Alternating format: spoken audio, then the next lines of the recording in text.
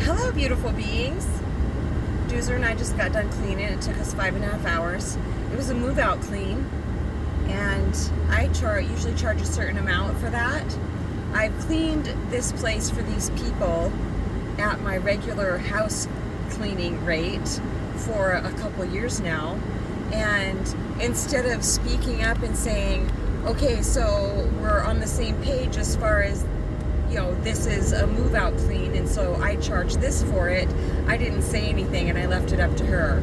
So when I sent her my hours for the construction clean at her new place, and then I said I have 5.5 hours just now at your old place, she did the regular cleaning wage. So it took me a few minutes to let go of it. I'm still talking about it, so I guess I haven't let go of it completely. But I just wanted to talk a little bit about my process that I just went through. And I got to it very quickly, actually. The solution from now on is that I just need to speak up right away and say, I charge this amount for a move-out clean.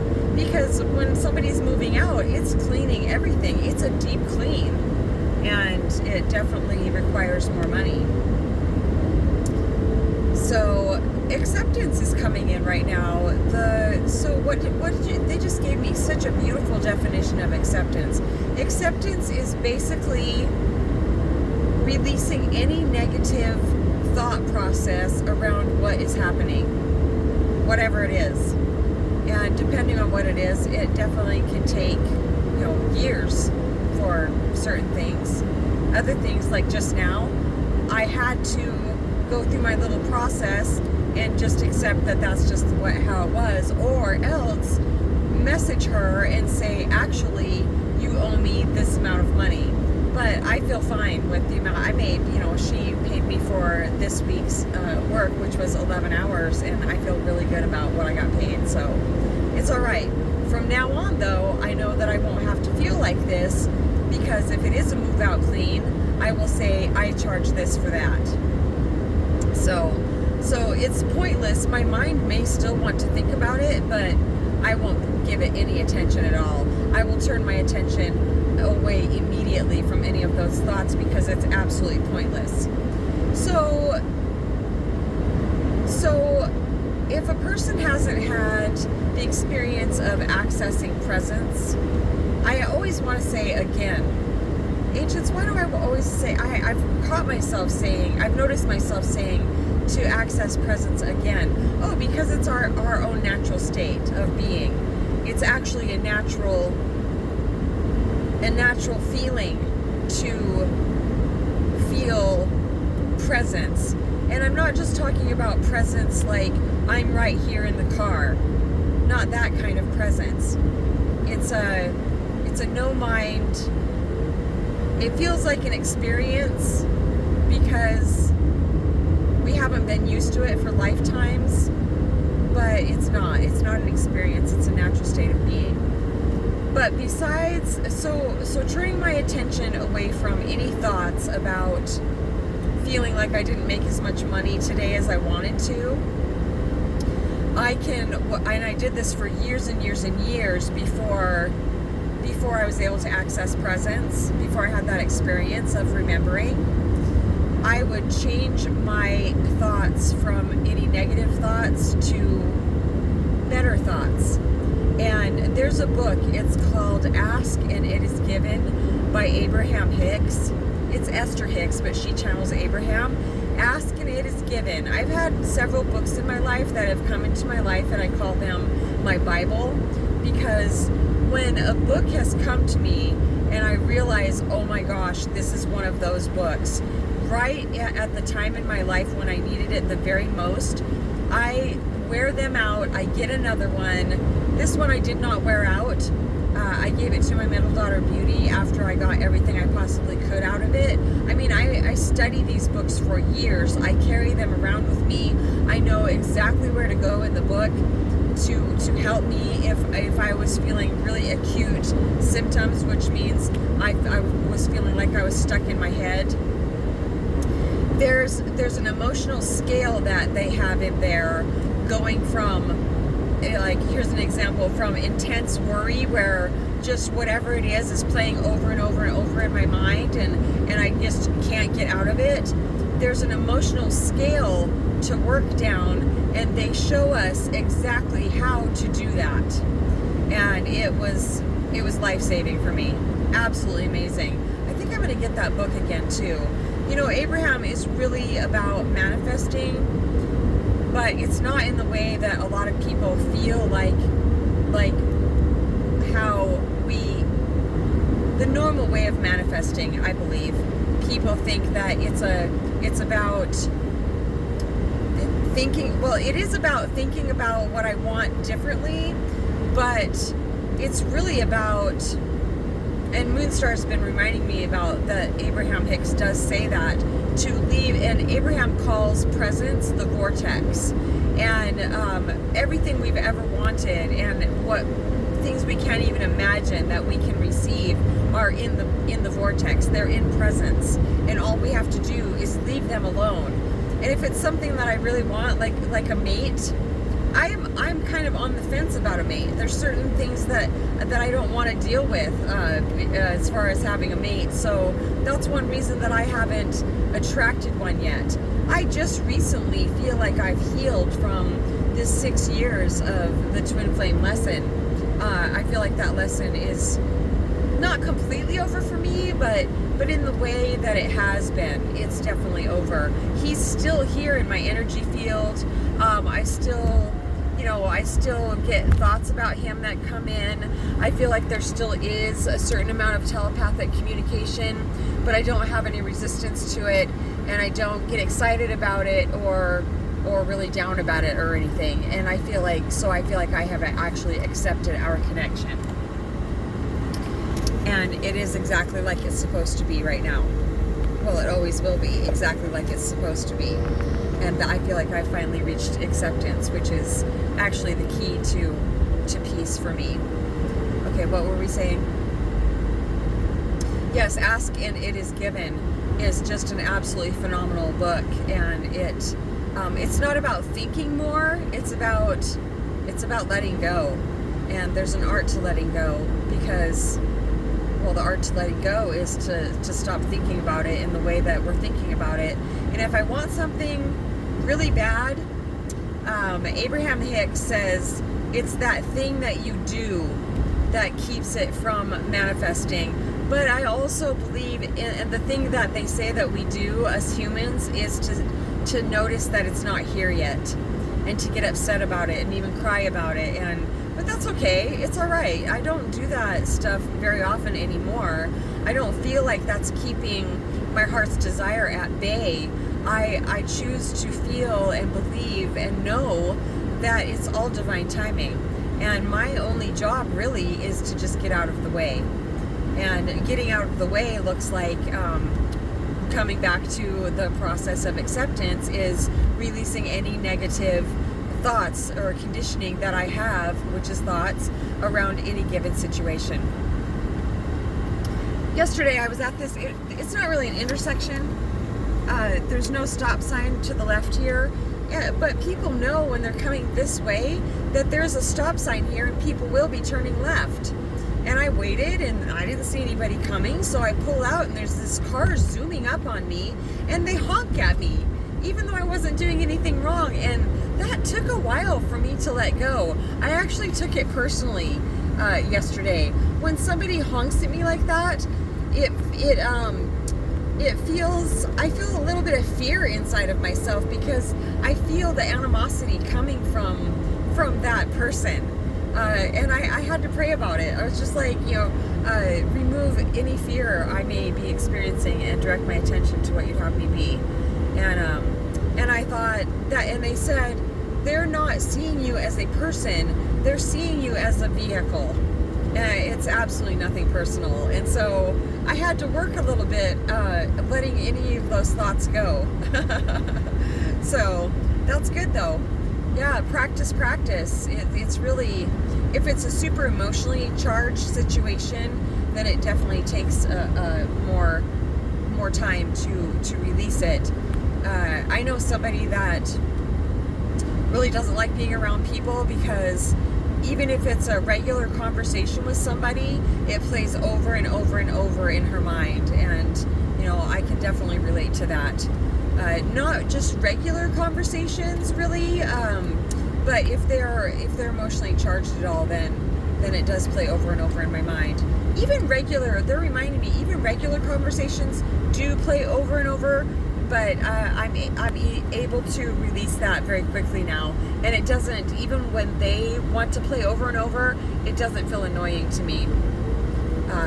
But I know that this person will be able to overcome this sometime in their life.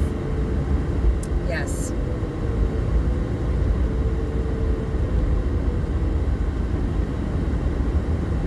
Because anything is possible, they're saying. Anything.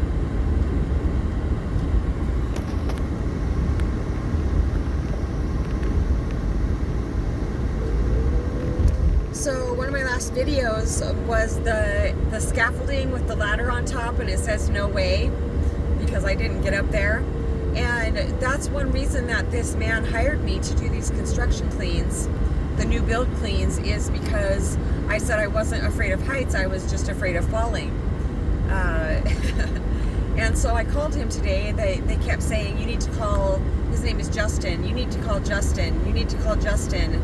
And so I did. I stopped and I called him and I said, oh, hey, Justin, are you busy? And I said, oh, of course you're always busy. And he said, yes, I am, but I have time for you. And he was just always very pleasant to me, very respectful, very kind. Genuinely, I can feel this from people when they are being genuine. And I really like working around people like that. I'm a general contractor, so I am working for him, but I'm hiring him and he's hiring me. So I said, so is the height, not being able to go up really high, is that going to affect my job going forward with you, my jobs? And he said, absolutely not. He said, I can't go up that high either. And he said, there'll always be somebody else that can do that. Great. So I said, okay, so I let a client, so my last construction clean, it's over now. And I said, so I let a client go so I could take on this construction clean. And I was wondering, what do you have going on? Should I, do I need to hire more clients? And it's not that I'm not busy still. I just, I don't like to have too much downtime. I really do like to work. A bunch of us are working a little bit too much right now, but that's totally fine. I would rather be working too much than just sitting around and not doing it. So he said he's going to get back to me. I think he said he has 6 or 7 projects going right now, which is houses, so which is really, really incredible. And he said that he's not going to wait until they're built to call me in. Partway through, he's going to have me come and clean up the job site inside and out, which is just phenomenal. And so that's just, what a blessing. And so I told him today also that I'm not going to, I said I haven't been able to find somebody that could cover my vacation rental cleans that I do. And so I said I won't be able to take out of town jobs. And he said that was totally fine. He said he has plenty of work. There's a town about 45 minutes away from where I live, and I'll just say it's in Big Fork, and he has work there, and that's about as far as I'll go, is 45 minutes away. So, well, from here where I'm living right now, that would be probably an hour, a little over an hour away, but that's okay. That's totally fine. What I'm getting paid makes it completely worth it. So that was very exciting. He's going to get back to me about that. And also he said that he would like to, he doesn't really like the job that their housekeeper's doing for them right now. And so he's going to talk to his wife about me cleaning their house. I said, wow, okay, that's great. So I won't pick up any more clients right now. And I said, so I really don't like cleaning when people are just hanging out. Like, I wouldn't want to clean your kitchen if you guys are just hanging out in the kitchen. And it may seem obvious that nobody would like that, but some people do. And I said, actually, you don't give off a creepy vibe at all. You were very, very kind to me, very respectful. I said, this is my bottom line. I'm highly empathic, and I just don't, when I'm working, I just don't like to have to be subjected to picking up other people's energy. I go home extra tired from that. And he's like, oh, okay, oh, interesting. And I said, and this is really my bottom line is I've had men try to watch me while I'm working, and I can't tolerate it. I know. I pick up on their energy and what they're thinking, and they're watching me. No, I can't do it. And I said, but I don't get that from you at all. I don't get that feeling that you would ever do that. But I'm just letting you know. And he said, well, there will be, and there are, plenty of men on the construction cleans. And I said, oh, that's totally fine. That's completely different than being in a house with people that are just sitting around watching me. So, yeah, I was 100% fine with the construction clean that I just did. Everybody was very respectful and just kept doing their own work. And, besides Poncho, nobody else left love note or a heart rock on my car. That was very sweet. People, especially men for some reason, well, women too, I guess, they perceive me as much younger than I am, which is very sweet. I don't know what it is. The ancients are saying it's my essence. I have a much younger essence. So I can definitely see the signs of aging, but that's fine. It's not really bothering me at all. But I don't understand why other people don't see that. Anyway, my ego used to be really fed by, I'm on a bumpy road right now. My ego used to be really fed by the fact that people thought I was much younger than I am. And I'm not sure if my ego gets a hold of that or not anymore. I don't know. I'm not sure. But I'm definitely aware of it because I want to starve that sucker. The useless ego. I mean, obviously, ego is, we have to have some ego to even survive, because that's this persona. But, so not all ego is bad. But I do and am still in the process of starving the useless identity. Yes. Doozer is pooped. 5.5 hours with me at work. He followed me around most of the time, but I did make him lay down at times too, because it does start annoying me when he's following me. Because he's giving me the energy of, are you almost done yet? I want something. I want to go. I took him outside to go potty twice, and I gave him water, and I gave him attention. But besides that, I can't have that energy on me where because I realize that I'm starting to rush, and I feel pressured, and I don't need that. But I'm going to bring him with me whenever possible. I always do, whenever possible. I just stopped and got him a new collar, because at Tailwaggers it's called, because when I do leave him at my tiny home, Moonstar goes, I have to leave him in right when I leave because he just freaks out so bad. So I leave him inside, and he sleeps for a while, and then Moonstar goes and she's been putting him on his, well, he already has his body harness on, but then she'll hook him up on his leash so he can be outside and go under the camper. It's nice and shady. And recently, just in like the last 5 days, he's learned how to slip out of his harnesses. I even put his other super duper good one on him, and I don't know how he's doing it, but he's getting out of them, and they're snug. I don't know. Sheer determination. Yeah. So I didn't want to get him a choke one, but I kind of had to. So let's see. And I'm just gonna try it out. It's a cloth one, no metal choke chain, and we put it on him in the store, and it just cinches up around his neck if he pulls on it. So Moonstar will be around, and she'll be able to test it out and see if I really feel like it's going to work, which would be really great. I don't want him to just have to stay in the camper the whole time I'm working. I mean, he doesn't, Moonstar does get him out, even since he's been escaping from his, oh, that was a rabbit. Since he's been escaping from his harness, she goes and lets him out and lets him run around with them, and, that's awesome. But there's horses there now too, and Doozer doesn't seem to He's gotten a little bit more afraid of them, but he's also been wanting to play with them, and I don't want him to get one hoof on him. That would be so sad. So he's been keeping a wide berth around them, which is really great.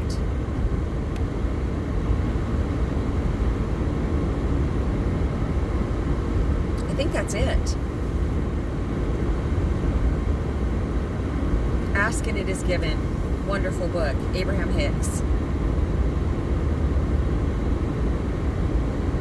They're wanting me to remind you of the fear prayer. Remove this fear and direct my attention to what you'd have me be. It works every time, even if my mind says it won't. Sometimes I'm just like, I don't want to say this. I don't want to say it. That's been, I haven't felt that way for a long time. But when I was first starting to say the fear prayer, my mind was just so loud that I didn't want to pray. I didn't want to do, it was like a spiritual warfare going on, but I would say it anyway. I did it anyway because I wanted to feel better, and it made me feel better every single time. I'm still surprised at how fast it makes me feel better. So, saltsongwithmamag@gmail.com. Love you so much.